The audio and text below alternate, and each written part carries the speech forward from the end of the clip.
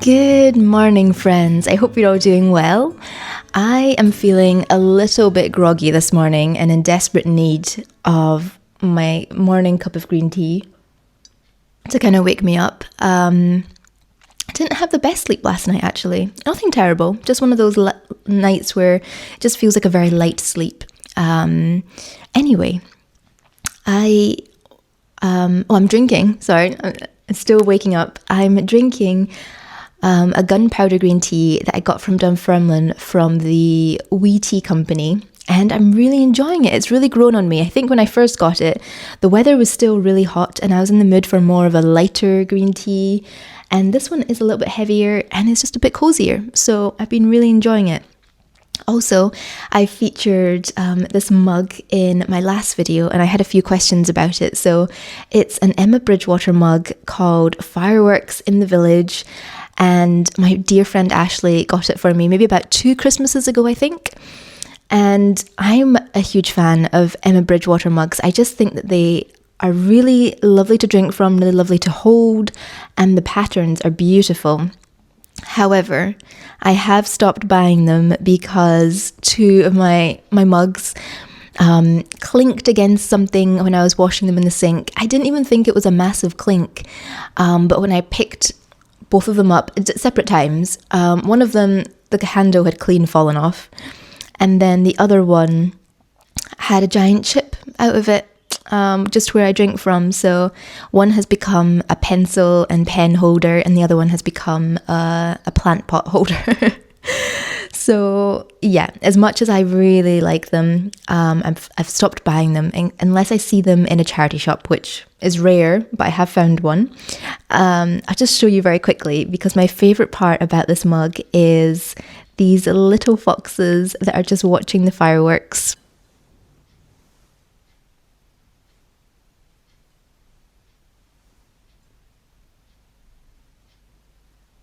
There you go. Hopefully you could see that. Anyway, for today, I don't have any massive plans, no day trips.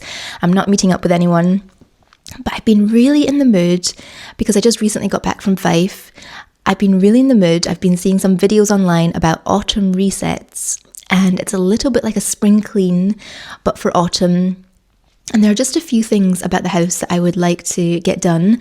Firstly, the garden. I would really like to get that cleared up and prepared for winter. Just any sort of leaves to sweep them up. I might even cut the grass, and a few of the plants. I think I have one that I need to actually plant in the ground. So a little bit of gardening. I would like to change my bedding to my slightly more autumn colour and just feel a bit cozier. And then I also thought of maybe going for a nice little autumn walk at some point today, but we'll just wait and see what the weather's like. I think it's maybe meant to be a bit drizzly later. We'll wait and see. That is the sort of plan for today. It's just going to be a very chill, very cozy, just sort of getting a few things done. And I would love it if you joined me for today. I don't know if you saw in the last clip, I think, I pulled a new book off my bookshelf. I have been on, for some reason, I went a few months without really reading. I read a few chapters here and there. I was in a little bit of a reading slump. But all of a sudden, I don't know if it's the change of the season, I have read, I'm trying to think, probably 3 or 4 books in the past 2 to 3 weeks, which is quite unusual for me. I'm a little bit of a slower reader. And I don't know if you saw me, I was wearing my headphones this morning when I was making my food and my tea, but I was finishing up Murder on the Orient Express by Agatha Christie, because I've never read it. I've only seen the TV adaptation. So I've had a book in Fife and it's just been on my bookshelf, and all of a sudden I took a notion to it, and instead of carrying the book over, I just had a few chapters left. I've been listening to it as an audible book. So I'm almost finished that. I would say 20 minutes left maybe. And then I was looking at my bookshelf and I realised it's been over a year since I bought this book. And I really, really enjoy Amor Towell's writing style. Most of his books I've really enjoyed. I wasn't the biggest fan of The Lincoln Highway, which I know is a very popular one, but I love A Gentleman in Moscow, and I really enjoy Rules of Civility by him. There will be a little bit of a book rundown, a little chat about all the books I've been reading at some point in this video as well. And I also have my junk journal to finally share with you. So anyway, I'm going to read this, I think, start reading it. It's a collection of short stories, and I might even put it on as an audiobook as well, because I have tried to read it and didn't manage to get into it immediately, but maybe an audiobook would just help set the scene a little bit. Anyway, I'm going to have my yogurt. I'm having some sort of Greek yogurt with granola and blueberries, and finish my cup of tea, and then hopefully the next time you see me, I will be a little bit more awake and will actually start getting some stuff done. I also want to do a little bit of Bible study as well before we get the day started.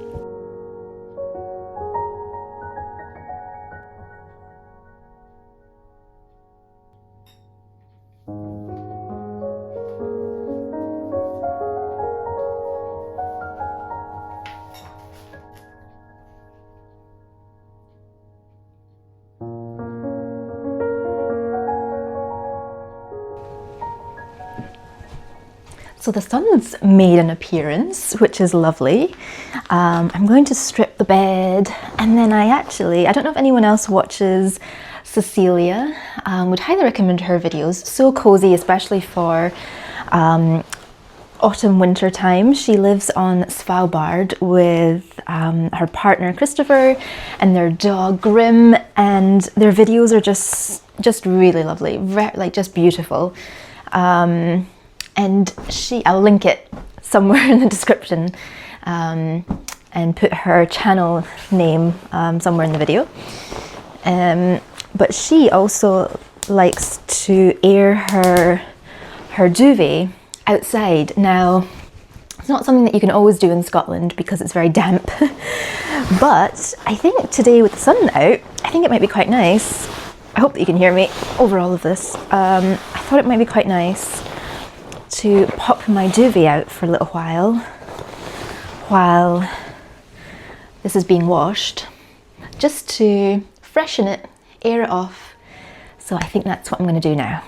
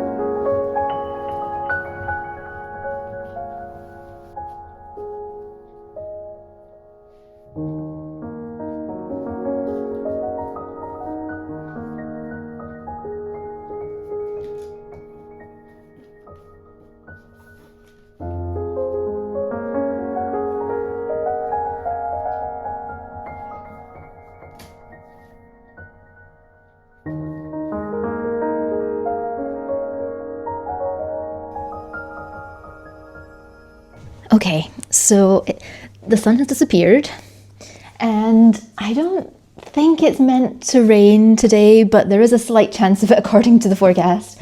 So I think what I'm going to do before I have lunch is to very quickly nip out into the garden and give the grass a cut, because we don't want it to get any wetter before I cut it.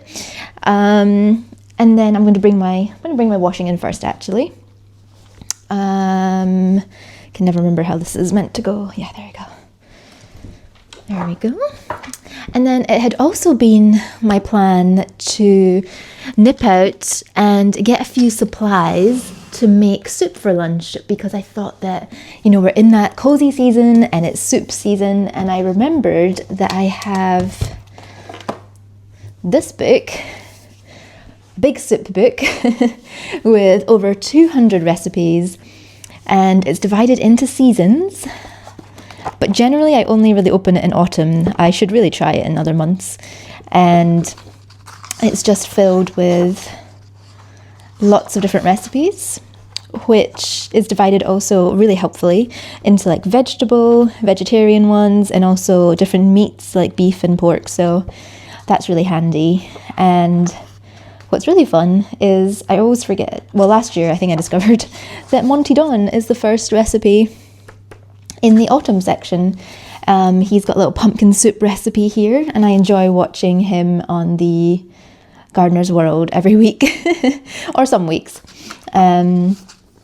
So I might have a little flick through this. I thought of this for lunch, but who says you can't have soup for dinner as well? So I might have a little bit of soup for dinner. Just a thought. We'll see if that actually comes to pass. If not, in another video, I'll definitely be using my soup book. But now to go bring the washing in so I can cut the grass.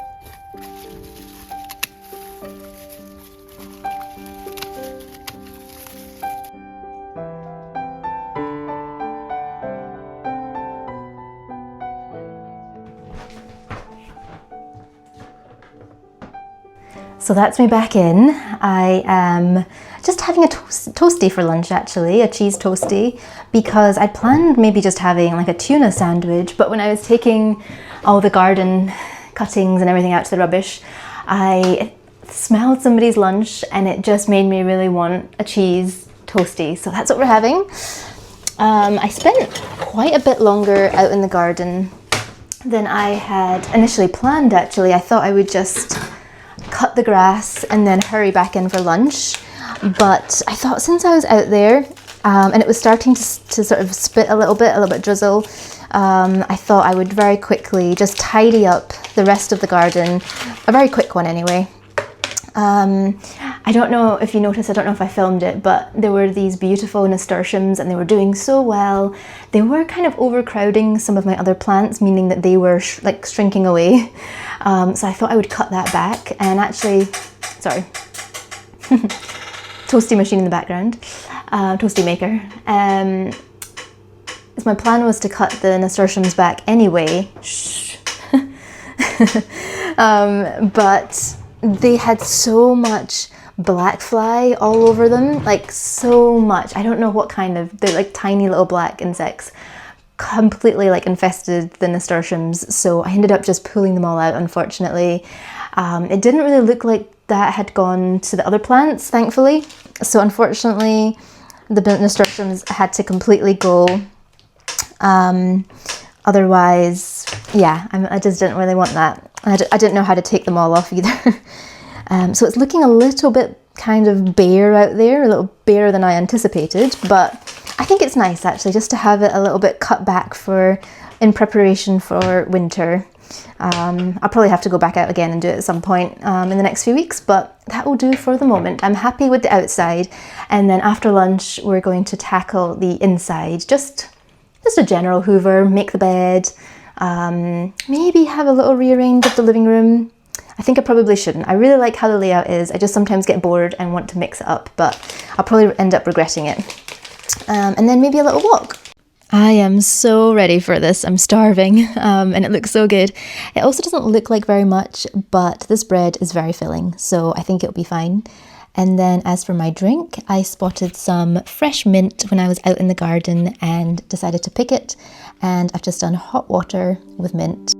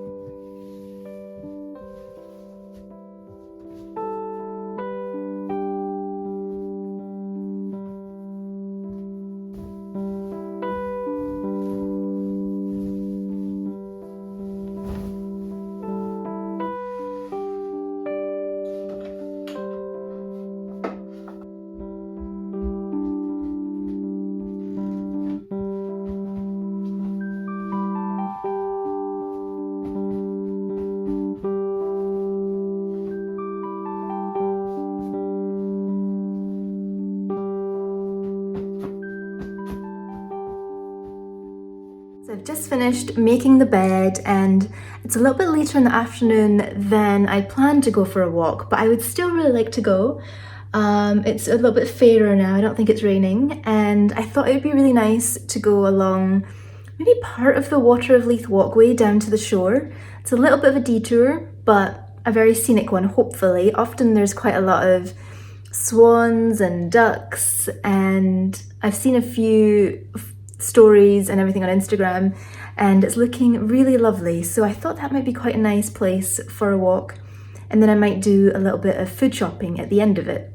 But before we go out, in case the light changes, it's not too bad at the moment, I would really like to show you a little peek into my, oh, squirrelies here. A little peek into my junk journal. I haven't had a chance to finish the entries off. Basically, I've stuck things in, I've done a little bit of watercolour, not very good watercolour, I'm not good at it, but I quite enjoy it, so, and I haven't actually written in the pages, so that's the thing that I need to do to finish it off, just to say what we did those days, the dates and everything like that. So I think because I cut the grass, he's so interested in what's going on. Hang on one second.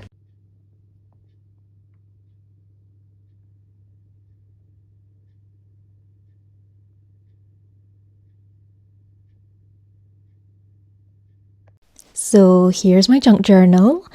I got this notebook from John Lewis because it was on offer, and I was really attracted to sort of how thick the pages were, and I thought it would be really good for drawing, maybe a little bit of watercolour. I haven't used it for that purpose yet, but it is very sturdy, which I liked, and I really thought this was a very pretty front cover.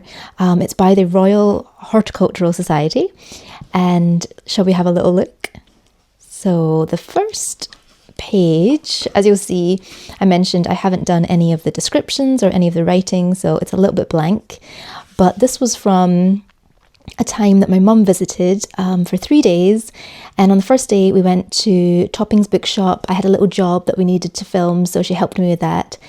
And then on the second day, or third day, we went to, this is the problem, I should have wrote it in at the time, we went to Musselburgh and Cockenzie, so this is the pot of tea that we had from Topping, and this is the pastry that we had at the company bakery. And that day we saw some wild swimmers down at Cockenzie, so I cut this out of a little magazine and thought that looked quite cute, and we visited plenty charity shops, and I cut out this from the receipt because I bought a book from Musselburgh's library.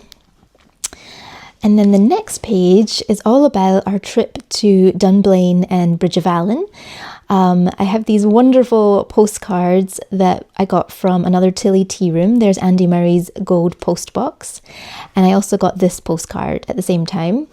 There's the receipt from Another Tilly Tea Room. And I've also done some very tiny little watercolour, almost like doodles, I would say, of the sandwiches that we had and the little tea cosy teapot from Another Tilly Tea Room.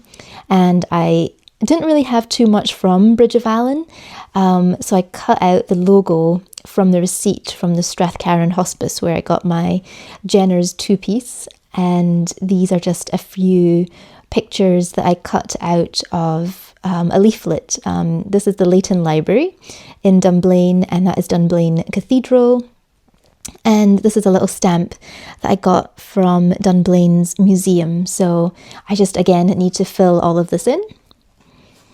And then for some reason, I missed a page out. I must have got distracted. I must have been watching something. And this next page should really have been here. But this is when we went to Galashiels.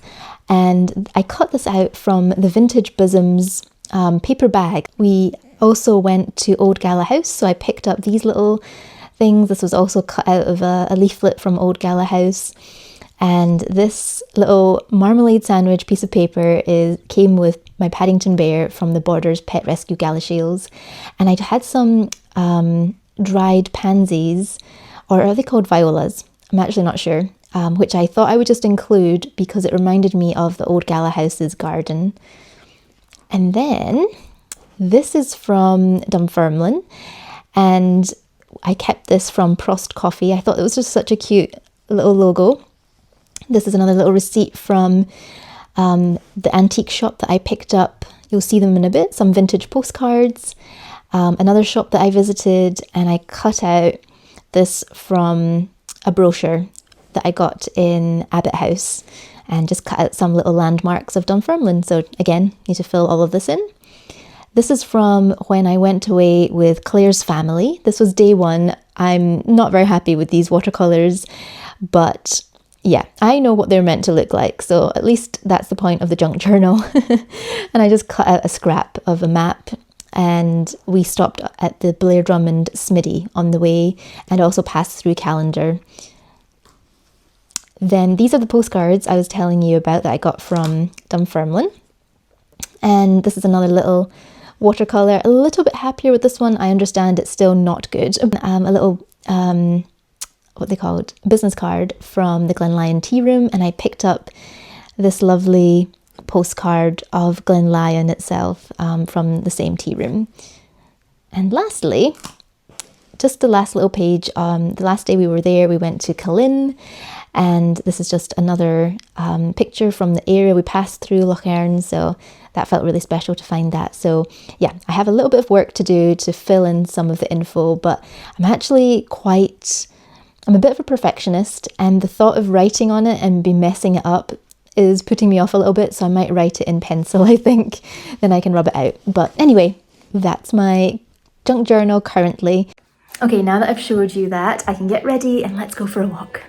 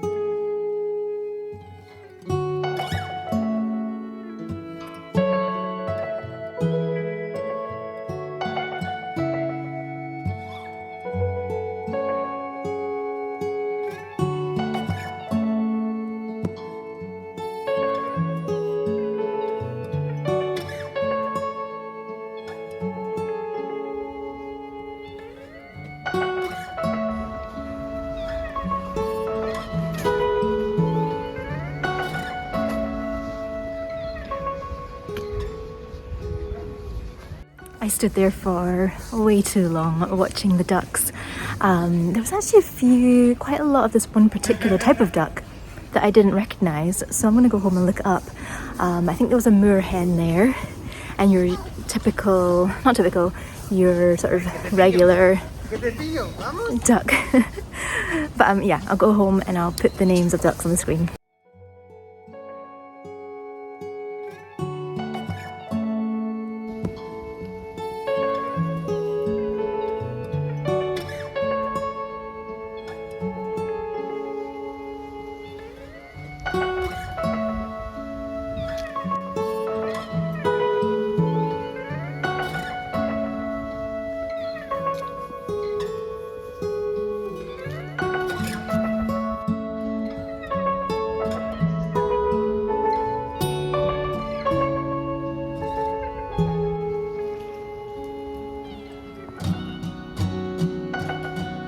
Found the swans.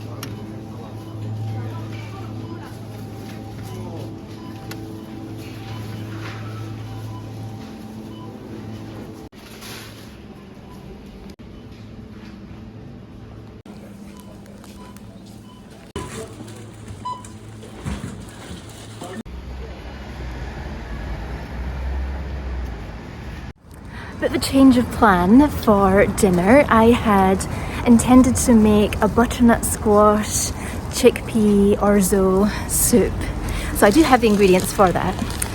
But when I was there in Aldi, I saw that they had little salmon pastries, or like, I'll show you later, half price. So I think I'm going to have the salmon pastry with garlic bread and a little side salad, because as soon as I saw that, I had the vision. I was like, I want this. So I have 2 meals in my bag, but that's fine. I just won't have to do food shopping as regularly this week.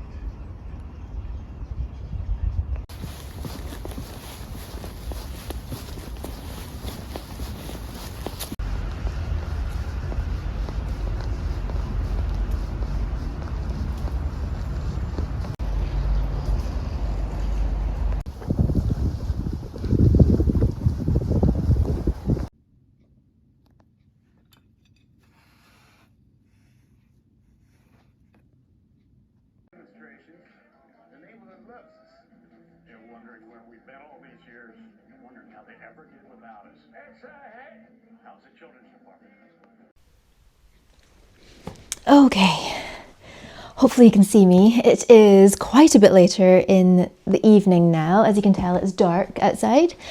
I had dinner, a little quick review because I've never had those salmon puff pastry things from Aldi before. They were okay. I think there was something, it was the sort of creamy sauce in it that I wasn't the biggest fan of. It was a little bit too strong for me, and a little bit too creamy. But as my dad says, it filled a hole. I am full and I did enjoy it. It was okay. It was completely fine. I think sometimes I was really hungry when I was doing my food shop earlier, and also sometimes the picture on the box, and you just start thinking about how you think it's going to taste, and it definitely wasn't bad. I would give it probably a 5 or 6 out of 10. It was perfectly fine, and the garlic bread was okay. I actually quite enjoyed my little salad that I did though. So I'm trying to think how I will actually edit this, but I'm pretty sure that the last clip you watched would have had a rather abrupt ending, and that's because I had filmed and planned to do a little tiny autumn craft, and my idea was to use the twine with the little wooden pegs that I use for Advent tea, and I peg on the little tea pouches, and instead of tea pouches I was going to hang up autumn leaves and pine cones, and I thought it would look really cute, but it didn't turn out very well. It did not turn out very nice at all. So I've taken that back down and I've put everything away, and we're ending the video with a lovely little book chat, hopefully lovely book chat. And if you watched my last video, I've already mentioned briefly Miss Bunkle's book, but I'm just going to talk about it again because it has been one of my favourite reads of the year, I think. I don't know if it's just that this book found me at the exact time and it is exactly what I needed, because I'd read a string of books that were a little bit heavier, a little bit darker, and this book is just so light and refreshing, and it follows Miss Bunkle. Bear with me because I'm very bad at remembering book plots. I'm really good with visuals, like TV shows, movies. I remember them very well. When it comes to reading, somehow I don't retain the information, so this was been maybe 3 or 4 books ago that I read this. But basically Miss Bunkle is having a hard time. The economy is not doing well, her dividends aren't paying as they used to, and her maid, I think her name's Doris, who has been with her since she was young, suggests instead of keeping chickens and trying to raise a little bit of money, Miss Bunkle should write a book. So Miss Bunkle decides that the only thing that she knows enough about to write a book is the people in the village. So she writes a book and sends it off to a publisher, and she's just so sweet and sort of naive and innocent, because at one point in the book, when the publisher asks, how did you end up picking me? And Miss Bunkle just says, oh, you were the first in, the alphabet in the book, when she was looking at publishers. So he was the first A. And he reads the story and just has an idea, has an inkling that this could be maybe a bestseller. He takes a risk and he publishes Miss Bunkle's book under a pseudonym. I think it's something like John Smith. And the book does so well that it makes its way to Miss Bunkle's little village. And when a few of the village residents start reading it, they recognize people in the village, and it is all out drama, but in the best way, in a cozy way, not in a dramatic, stressful way. You're just following her as she navigates life in the village post publishing the book, and how the book is sort of the making of her in some way as well. So it's just a light-hearted, fun little story. I'm surprised it's not been made into a little TV adaptation or a movie. Yeah, it felt like a hug to read it, if I'm being honest. Nothing bad happened, and I would happily read it again. And I believe it's a series, so I would really like to read the next one at some point. And then after Miss Bunkle's book, I think it was maybe Sparkling Cyanide after that. Whenever I'm in a bit of a reading slump, I find myself gravitating to some classic murder mysteries, specifically Agatha Christie. And I was so thrilled when I came across a novel by Agatha that I had never heard of. I didn't know the storyline. And generally when it's a Poirot one, again, because I'm good at remembering visuals, I find it sometimes hard to read, which we'll talk about that later. I find it hard to read some Poirot books because I've watched the TV series. I know it very well. I know who did it and I know why.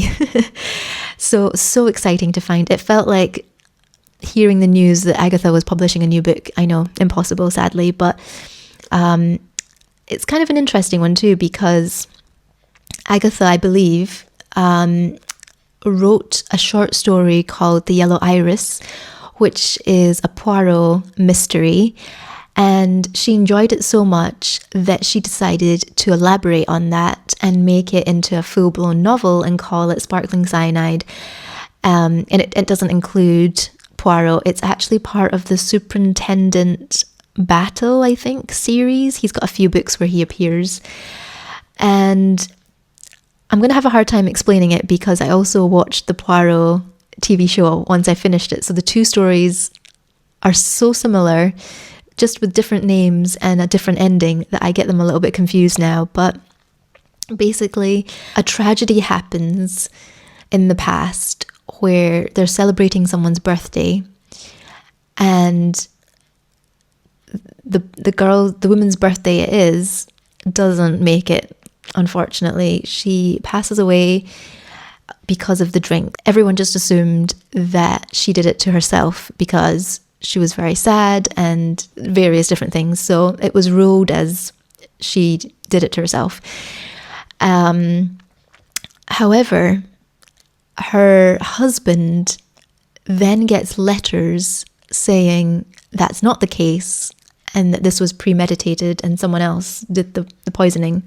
The fun thing about this book that I found is every chapter, I think the first chapter, who does it focus on? But every chapter focuses on a different person. So you get all these different people's perspectives that was at the dinner table. And I think that there was 6 or 7 people at the dinner table. So you normally I don't really like it actually when it jumps about, but this one I really enjoyed it. It felt a lot more interesting than the next Agatha book I read, which is Murder on the Orient Express, where it had Poirot just sit down and interview everybody on the train carriage that was there. And I find that kind of detective story and the way of telling it a little bit not quite so interesting. The same with reading about an inquest in a book. I'm just not as interested, whereas this one, you got to hear from each person that was at the table and what they're doing in their life, what's going on, their connections with the woman who passed away, and you start to formulate your own ideas like, they seem a little bit suspicious, but is it just a red herring? And then it all starts coming together at the end, and I had the best time with this book. I don't really want to say too much about it because it is a mystery, but I found myself just like absolutely devouring it. I didn't want to put it down. I just wanted to find out who did it. And the only downside for me, the only slight, I don't want to say criticism because it's not, but I thought that the ending wasn't quite as satisfactory as it could have been, maybe. There was one point where there were three people discussing who could have done it. And they settled on this one character, and I was so shocked because it looked like it was this character briefly. And I was just so shocked, but very impressed. I was like, I didn't see that coming. But it turned out it wasn't them anyway. So the other person that it was, I was like, okay, I'm happy with that ending, but I wasn't quite as shocked as the other one. I'm not making any sense, but I had the best time with Sparkling Cyanide. I don't know if it's just because I didn't know the story, but it's been one of my favourite Agatha reads, I think. I need to look at the reviews and see if it's a crowd pleaser or is it just because I didn't know the story. So I read Sparkling Cyanide, and the next book wasn't actually Murder on the Orient Express, but I'm just briefly talk about it. It's a story that I know the ending very well. If you don't know the ending, I would highly recommend reading it because I'm jealous. I wish I could go into that novel not knowing how everything works out. I've seen the TV adaptation with David Suchet. I've seen the movie with Kenneth Branagh. I think that's how you say his name. I know it very well, so I did enjoy it. I thought it was a very cozy read to begin with because, especially for winter time, I can see why the movie was brought out near Christmas because it's a very snowy setting. Poirot talks about how cold he is and getting on the cozy Orient Express, and very luxurious and very cozy and wintry. So I really liked the atmosphere. As I mentioned, I didn't really like how it was told personally, but that's just a personal preference. I would have really enjoyed it actually if it had been maybe more of this style where you maybe got Poirot's point of view in chapter 1 or 2, and then you moved on to another character, maybe like the conductor. But I understand, well, it would have been quite difficult to do it with the conclusion at the ending, but that would be my preference. I still haven't quite finished it. I've got a teeny tiny bit left. So the last book I wanted to talk about is Miss Prim Deposes by Josephine Tay. The story follows quite similar in a way to Miss Bunkle, actually. Miss Prim, is it Prim? Pim, Miss Pim used to be a school teacher, and when her parents passed away, they left her a tiny inheritance, just enough for her to leave her job as being a teacher, which she didn't really enjoy that much. And if she took in a little bit of tutoring, she was able to pay all her bills. So during this time, when she has a little bit more free time, she was reading a lot of books about psychology. One second. Anyway, if you're curious as well, I'm drinking every night before I go to bed. I have a chamomile tea. Miss Pim reads so many psychology books that she starts to get her own ideas, and she writes a book all about psychology, and it becomes a bestseller. So She's doing lots of talks around the country at different events, and she gets a letter from her old friend from school saying that she now runs an all-girls school, and she would be so delighted if Miss Pym came and spoke to her girls about her new book and psychology as a topic in giving a lecture. So reluctantly, Miss Pym agrees because she would much prefer spending her time relaxing in her London flat and just enjoying her life. But she remembers that this friend from school, who was the head girl at the time, had stood up for Miss Pym and been a real help to her in school. So she returns the favour and she goes to the school, only planning to stay for one day to give this lecture, and she's on the first train back to London the next day. But she gets so attached to the staff and the children that she is persuaded to stay a few more days to help out, give another lecture, and she just gets to know the children. So the odd thing about this book is, thankfully I knew about this going into it, so I was quite prepared. It is technically, I think, marketed, I don't have the book here, as a whodunit murder mystery for a long time in the book. It's probably like 70% of the book where you're just following Miss Pym about as she meets different people. Nothing suspicious happens, but the thing that really impressed me about this book was the tone. In the beginning, it started off so light, so it felt very much like Miss Bunkle's book. The tone just slowly turned. It went from being very light-hearted to a little bit more tense and a little bit more, you know, that feeling right before a storm. You kind of know it's coming and there's that sort of anticipation. And then the end of the book has such a different tone. It's much darker.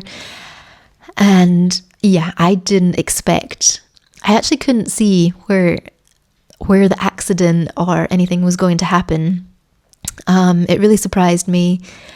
And because it happened so late in the book, like 70 or 80% through, you knew that there wouldn't be too much of the interviewing different people. And in a way, all that information had already been gathered because Miss Pym had been getting to know these people. And she was thinking about who was capable of such a thing. So very interesting. I enjoyed it. Not your typical book, and maybe that's why I did enjoy it. It was a very different take on a whodunit. The ending, quite bittersweet because of you got to know the characters along with Miss Pym, and yeah, it was almost uncomfortable in a way, but it was an interesting read, very interesting. So I am so tired, so I'm going to head off now and get myself ready for bed. But thank you all so much. If you've made it this far, I'm thinking this video is going to be a long one because it's been very chatty. I hope that you've enjoyed it. It's a little bit different. I have an idea for the next video that could be very silly and just a very silly, fun little vlog. No promises. We'll see if it actually turns into a vlog. Yeah. Okay. I hope that you're all doing well wherever you are in the world, and I will see you all very soon. Thank you and goodbye.